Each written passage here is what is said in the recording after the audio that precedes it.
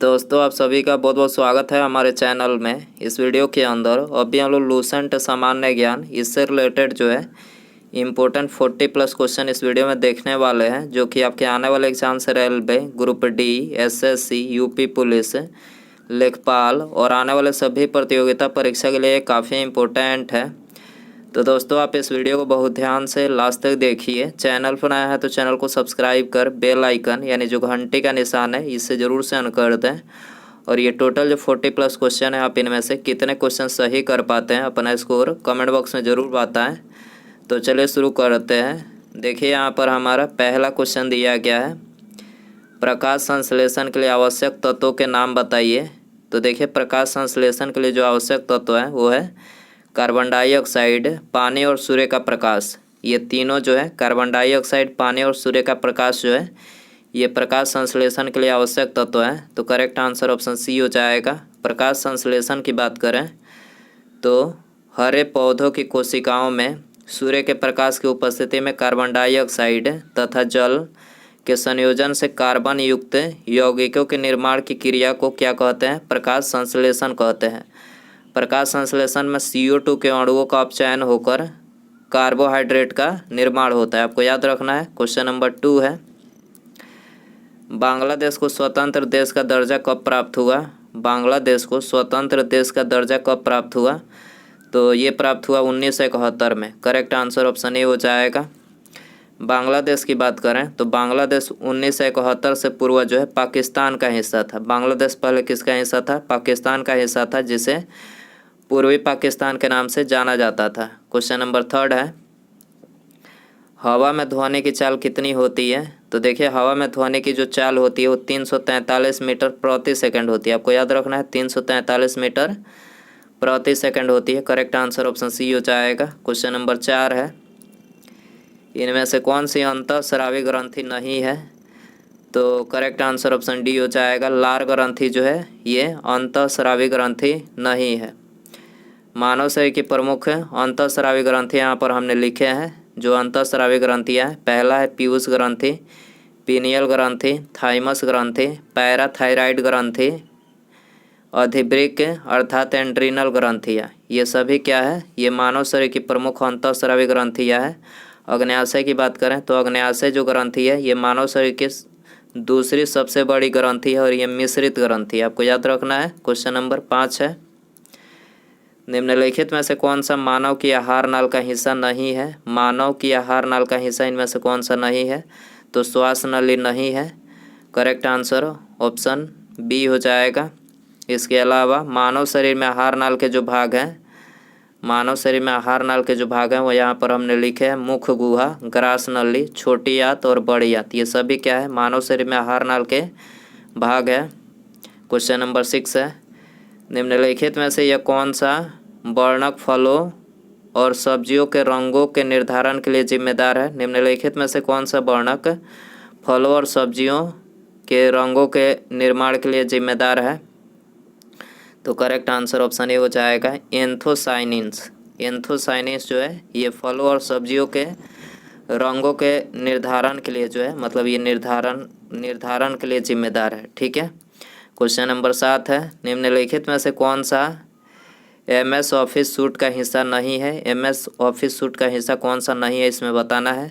तो प्रोजेक्ट्स जो है ये MS ऑफिस सूट का हिस्सा नहीं है। बाकी तीनों उसके हिस्सा है। एक्सेल, पावर पॉइंट, वर्ड, तीनों क्या है? MS ऑफिस सूट के हिस्सा है। गुरुत्वाकर्षण का नियम किसके द्वारा प्रतिपादित किया गया था? गुरुत्वाकर्षण का नियम किसके द्वारा प्रतिपादित किया गया था? तो आइजक न्यूटन के द्वारा प्रतिपादित किया गया था। करेक्ट आंसर बी हो जाएगा। प्राकृतिक चयन का सिद्धांत का चार्ल्स डार्विन ने दिया था। प्राकृतिक चयन का सिद्धांत चार्ल्स डार्विन ने दिया था। अल्बर्ट आइंस्टीन की बात करें तो इन्होंने सापेक्षता का सिद्धांत दिया था। अल्बर्ट आइंस्टीन को प्रकाश विद्युत प्रभाव के लिए नोबेल पुरस्कार मिला था। इसके अलावा यहाँ पर हमने प्रमुख सिद्धांत और उनके आविष्कारक के नाम लिखे हैं। पहला दिया गया है पलवन का सिद्धांत, किसने दिया था? आर्किमिडीज ने। यूरेनियम का विखंडन आर्टोहन ने दिया था। अनिश्चितता का सिद्धांत हाइजेनबर्ग ने दिया था। जड़त्व का संकल्पना गैलीलियो ने दिया था। तपायनिक उत्सर्जन एडिसन ने दिया था, आपको याद रखना है। क्वेश्चन नंबर 9 है, कंप्यूटर भाषा में एमबी निम्नलिखित में से किसका संक्षिप्त रूप है? कंप्यूटर भाषा में एमबी किसका संक्षिप्त रूप है? मेगाबाइट का संक्षिप्त रूप है। करेक्ट आंसर बी हो जाएगा। आवर्त सारणी पर मौजूद पहला तत्व कौन सा है? आवर्त सारणी पर मौजूद पहला तत्व कौन सा है? तो हाइड्रोजन जो है ये पहला तत्व है। करेक्ट आंसर ऑप्शन डी हो जाएगा। हाइड्रोजन की बात करें तो हाइड्रोजन के 3 समस्थानिक है, कौन कौन से हैं? प्रोटियम, ड्यूटेरियम और ट्राइटियम, ये 3 जो है हाइड्रोजन के समस्थानिक है। हाइड्रोजन के उपयोग किस में किया जाता है वो यहाँ पर हमने लिखे हैं। वनस्पति तेलों के वनस्पति तेलों से वनस्पति घी बनाने में हाइड्रोजन का उपयोग किया जाता है। वाटर गैस के उत्पादन में किया जाता है। अपचयन करने के लिए अपचायक के रूप में हैबर विधि से अमोनिया के उत्पादन में द्रवीकृत हाइड्रोजन का उपयोग रॉकेटों में ईंधन के रूप में किया जाता है। ठीक है, हाइड्रोजन का उपयोग किया जाता है। इनमें से कौन सा हार्मोन गर्भाशय के संकुचनों और गर्भाशय ग्रीवा के विस्तारण को उत्तेजित करता है? इनमें से कौन सा हार्मोन गर्भाशय के संकुचनों और गर्भाशय के ग्रीवा के विस्तारण को उत्तेजित करता है? तो यह है ऑक्सीटोसिन हार्मोन। ठीक है, करेक्ट आंसर ऑप्शन ए हो जाएगा। ऑक्सीटोसिन की बात करें तो स्तनधारियों में दुग्ध स्राव को उत्तेजित करता है। ऑक्सीटोसिन जो है स्तनधारियों में दुग्ध स्राव को उत्तेजित करता है। प्रोजेस्टेरॉन हार्मोन का स्राव कार्पस लुटियम द्वारा किया जाता है। प्रोजेस्टेरॉन की उपस्थिति में रज चक्र व अंडोत्सर्जन का दमन हो जाता है। रिलैक्सिन हार्मोन की बात करें तो इसका स्राव प्लेसेंटा द्वारा प्रसव के दौरान होता है। एस्ट्रोजन मादा लिंग हार्मोन है। एस्ट्रोजन जो है ये मादा लिंगी हार्मोन है। इसका श्रावण जो है तरुणावस्था में आरंभ होता है, किंतु रजो निवृत्ति के पश्चात इस हार्मोन का उत्पादन बंद हो जाता है। टेस्टोस्टेरोन की बात करें तो ये नरलिंगी हार्मोन है। ठीक है, पुरुष सेक्स हार्मोन इसको बोला जाता है, नरलिंगी हार्मोन है। निम्नलिखित में से किस मछली में सिर, हड्डी, आँख या नाक मौजूद नहीं होते हैं? किस मछली में सिर, हड्डी, आँख या नाक मौजूद नहीं होते हैं? तो जेली फिश के अंदर ये सब नहीं होते हैं। ठीक है, तो आंसर हो जाएगा ऑप्शन डी। इनमें से किसे नाभिकीय भौतिकी के जनक के रूप में जाना जाता है? नाभिकीय भौतिकी के जनक के रूप में किसे जाना जाता है? रदरफोर्ड को जाना जाता है। किसे? रदरफोर्ड को। आंसर हो जाएगा बी। प्रमुख सिद्धांत खोज और उनके आविष्कारक यहाँ पर हमने लिखे हैं। देखिए, पहला दिया गया इलेक्ट्रॉन की खोज किसने की थी? जे थॉमसन ने किया था। गुरुत्वाकर्षण के नियम न्यूटन ने दिया था। सौर मंडल की खोज कोपरनिकस ने। इलेक्ट्रॉन पर आवेश मिलिकन ने। क्वांटम का सिद्धांत मैक्स प्लांक ने। सापेक्षता का सिद्धांत अल्बर्ट आइंस्टीन ने दिया था। सोडियम एक अभिक्रियाशील धातु है जो खुले रखे जाने पर डैश के साथ अभिक्रिया करके विस्फोट के साथ आग पकड़ लेती है। तो यह है ऑक्सीजन के साथ आग पकड़ लेती है। करेक्ट आंसर ऑप्शन डी हो जाएगा। द्रवित सोडियम का उपयोग नाभिकीय भट्टियों में शीतलक के रूप में करते हैं। सोडियम का उपयोग प्रबल अपचायक के रूप में करते हैं। ऑक्सी हाइड्रोजन ज्वाला तथा ऑक्सी एसिटिलीन ज्वाला धातुओं को जोड़ने के काम आती है। द्रवीभूत ऑक्सीजन का प्रयोग रॉकेट ईंधन के रूप में किया जाता है। कृत्रिम गर्भधान के लिए बैल के वीर्य को द्रव नाइट्रोजन में सुरक्षित रखा जाता है। लाल फास्फोरस का उपयोग माचिस उद्योग में किया जाता है। चूहे के विष सफ़ेद फास्फोरस पोटेशियम साइनाइड अथवा जिंक फास्फाइड से बनता है। आपको याद रखना है। भारतीय नदी प्रणालियों में मुख्यतः कितने प्रकार मौजूद है? भारतीय नदी प्रणालियों में मुख्यतः कितने प्रकार मौजूद है? तो ये मुख्यतः 2 प्रकार मौजूद है। करेक्ट आंसर ऑप्शन ए हो जाएगा। कौन कौन से हैं? हिमालय की नदियाँ और प्रायद्वीपीय नदियाँ, 2 प्रकार की नदियाँ होती हैं। फॉरवर्ड ब्लॉक पार्टी के संस्थापक कौन थे? फॉरवर्ड ब्लॉक पार्टी के संस्थापक कौन थे? सुभाष चंद्र बोस थे। ठीक है, करेक्ट आंसर ऑप्शन सी हो जाएगा। सुभाष चंद्र बोस की बात करें तो कांग्रेस से इस्तीफा देने के बाद इन्होंने वर्ष 1939 में फॉरवर्ड ब्लॉक का गठन किया था। याद रखना है। इनमें से किस दिन को भारत के सभी कॉलेजों में सशस्त्र बल झंडा दिवस के रूप में मनाया जाता है? तो ये 7 दिसंबर को जो है मनाया जाता है। करेक्ट आंसर सी हो जाएगा। सशस्त्र बल झंडा दिवस, सशस्त्र बल झंडा दिवस 1949 को प्रति वर्ष जो है मनाया जाता है। सशस्त्र बल झंडा दिवस का उद्देश्य भारतीय सशस्त्र सेना के कर्मियों के कल्याण और उनके परिवार के भलाई के लिए जनता से धन संग्रह कर संग्रहित धन खर्च किया जाना है। वह मुद्रा कौन सी है जिसका दुनिया भर में सर्वाधिक व्यापार किया जाता है? वह मुद्रा कौन सी है जिसका दुनिया भर में सर्वाधिक व्यापार किया जाता है? तो अमेरिकी डॉलर का किया जाता है। करेक्ट आंसर डी हो जाएगा। किस देश में भाई बहन आपस में शादी कर सकते हैं? किस देश में भाई बहन आपस में शादी कर सकते हैं? तो ये भारत में कर सकते हैं। करेक्ट आंसर ऑप्शन ए हो जाएगा। 20 है। ये प्राइम मिनिस्टर टू रिमेंबर नामक उपन्यास के लेखक कौन है? ये प्राइम मिनिस्टर टू रिमेंबर नामक उपन्यास के लेखक कौन है? तो इसके लेखक हैं एडमिरल सुशील कुमार। एडमिरल सुशील कुमार है। सुशील कुमार सी आंसर हो जाएगा।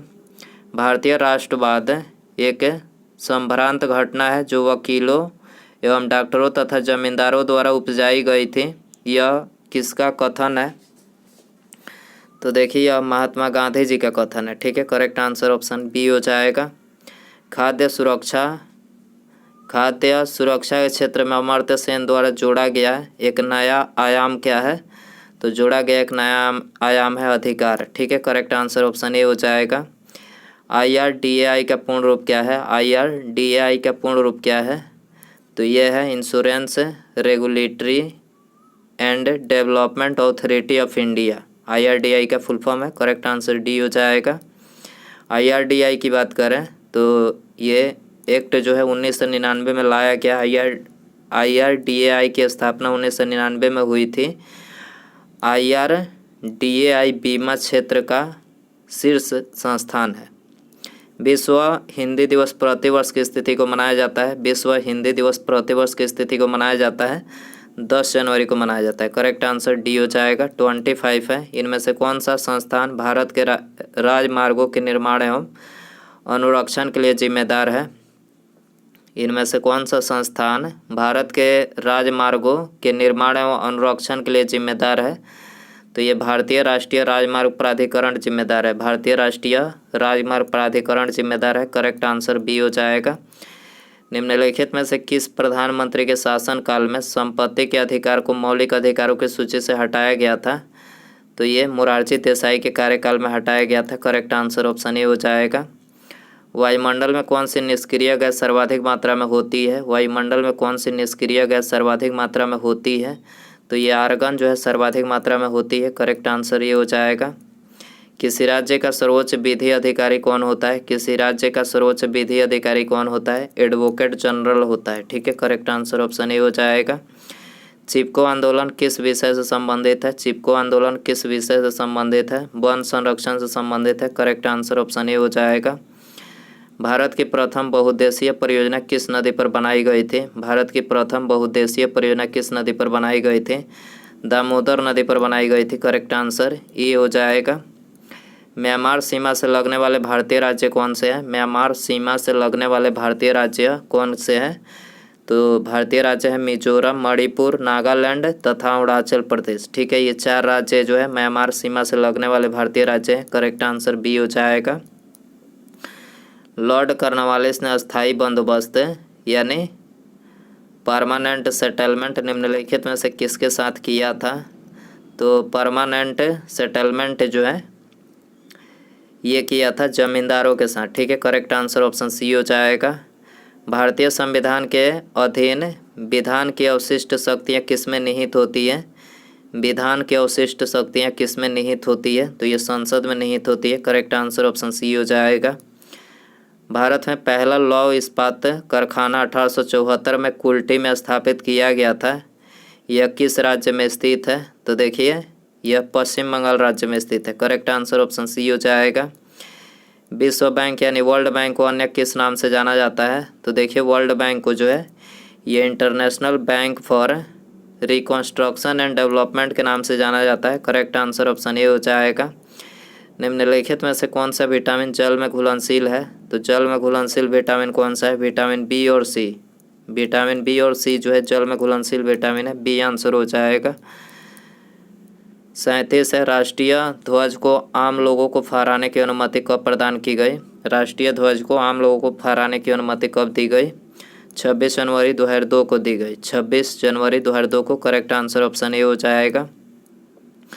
वाटर टैंक में शैवालों को नष्ट करने के लिए किस रसायन का प्रयोग किया जाता है? वाटर टैंक में शैवालों को नष्ट करने के लिए किस रसायन का प्रयोग किया जाता है? तो कॉपर सल्फेट का जो है प्रयोग किया जाता है। करेक्ट आंसर ऑप्शन ए हो जाएगा।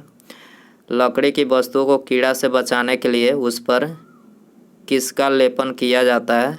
लकड़ी की वस्तुओं को कीड़ा से बचाने के लिए उस पर किसका लेपन किया जाता है? तो देखिए उस पर जो है जिंक क्लोराइड का लेपन किया जाता है। करेक्ट आंसर ऑप्शन ए हो जाएगा। जब चलती हुई बस में अचानक ब्रेक लगती है तो उसमें बैठे हुए यात्री आगे की दिशा में गिरते हैं, यह न्यूटन का कौन सा नियम है? तो देखिए यह न्यूटन का जो है पहला नियम है।